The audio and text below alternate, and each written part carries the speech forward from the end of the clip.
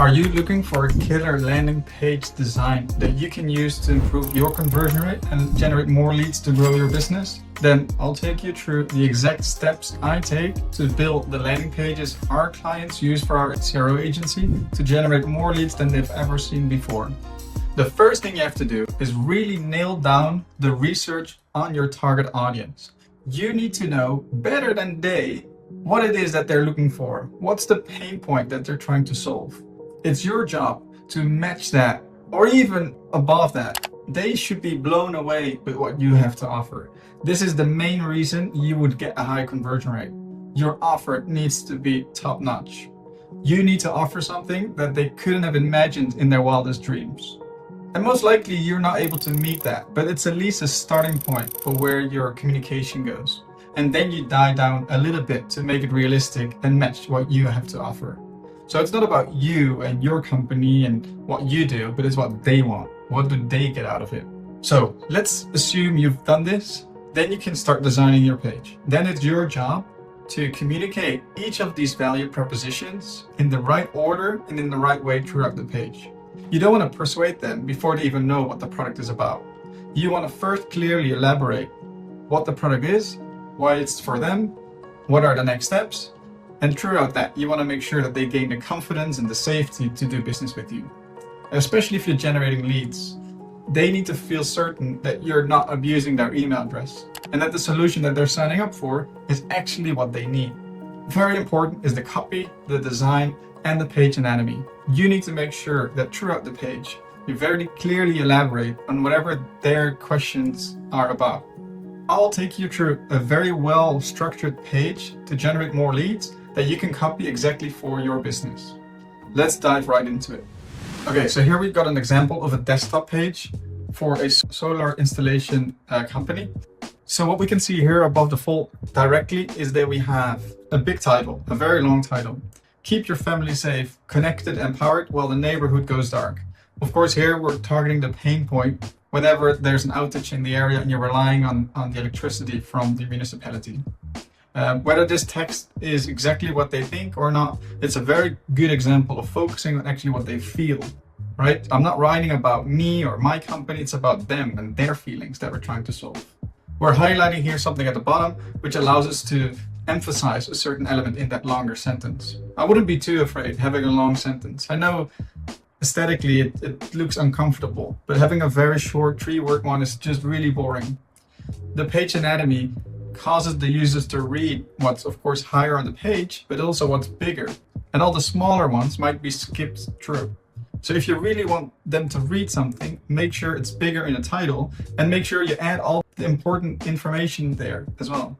You can play with this little tag above. It's a differentiation that kind of focuses the eye on that element as well. Below the crazy title, you kind of want to back that up with a little paragraph, not too long, just very short, that makes the whole claim more realistic. And then right below that, we have a huge button that cannot be missed. And right below that, we kind of give another guarantee or a promise. You kind of want to do that regardless of what your business does or whatever you have to offer. Whenever you ask the user to do something, for an e-commerce store, it might be an add to cart button. For a lead generation site, it might be a lead form. You kind of want to make sure that they're feeling safe while taking the action. You can even describe what happens after that. Just mention that you're not spamming them. You'll be contacted within 24 hours. Build trust with that user. Something that we've tested throughout as well, whenever generating leads, you kind of want to show a video. And you don't necessarily have to make the video, but if you have a video like this one and or an image and you show this play icon, the users are very interested in clicking on it. But instead of showing the actual video, you just show the form. And then you could say the video is on the thank you page. So they will first have to give their email address and then they can see a video. So that's a very smart way of capturing interest and then providing value after they give their email address, which of course is what you want to do. You kind of want to give them all the value they need to give you their email address, but you also want to cause a little bit of friction that gives them the desire to give their email address. And having a video is good because they kind of want to learn from it. They want to be educated about a certain problem. So having this is very easy. You just need an image, a pop-up that I'll show you in a second, and then they can fill it out to see it on the thank you page. Something else you can do too is play with little tags like this, so certified or guarantees or anything that you want to catch their attention with. If you just write long paragraphs, they might skim through it, right? They might look for headers and bold texts. And this is kind of one method throughout the page to attract attention. Okay, so right below that, you want to add social proof, ideally even above the fold.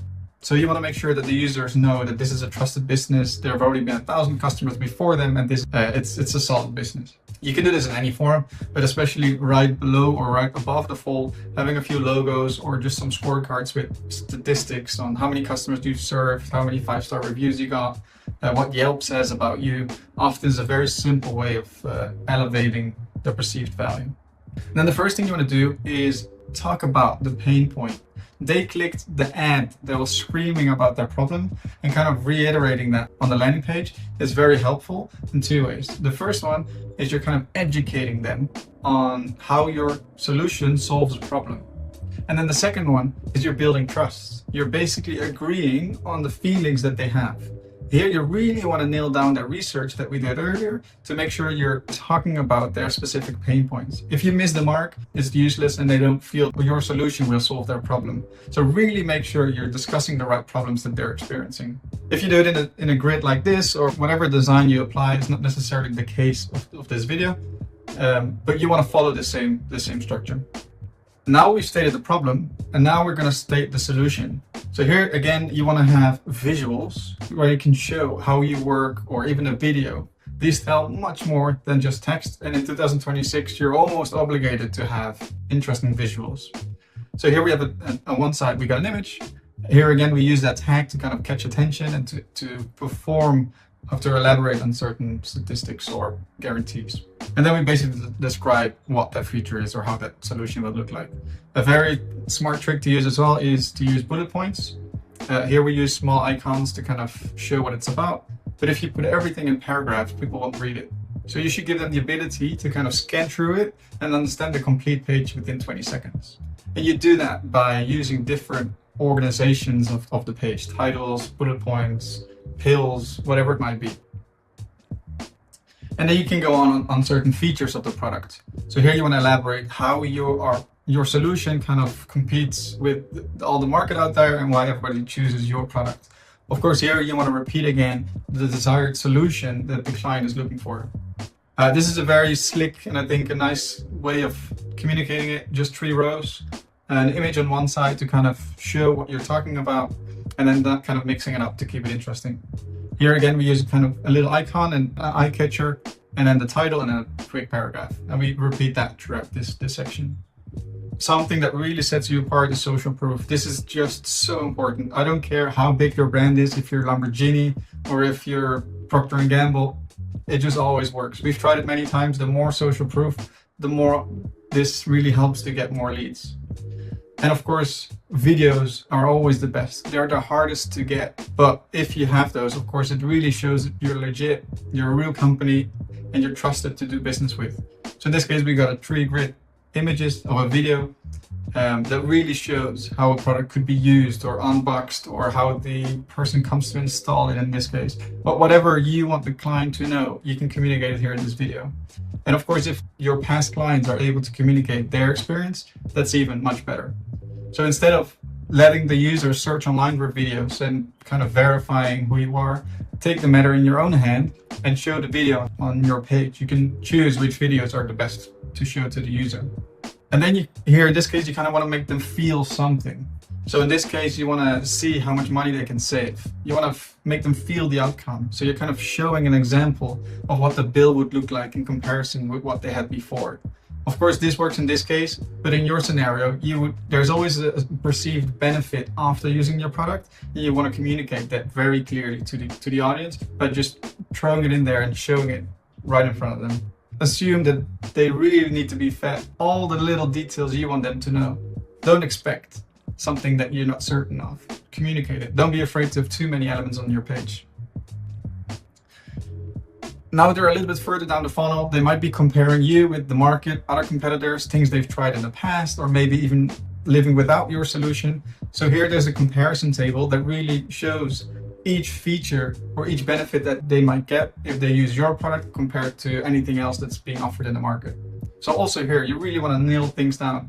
We've come, 60% down the page now. So assume the users have engaged with all the information before that.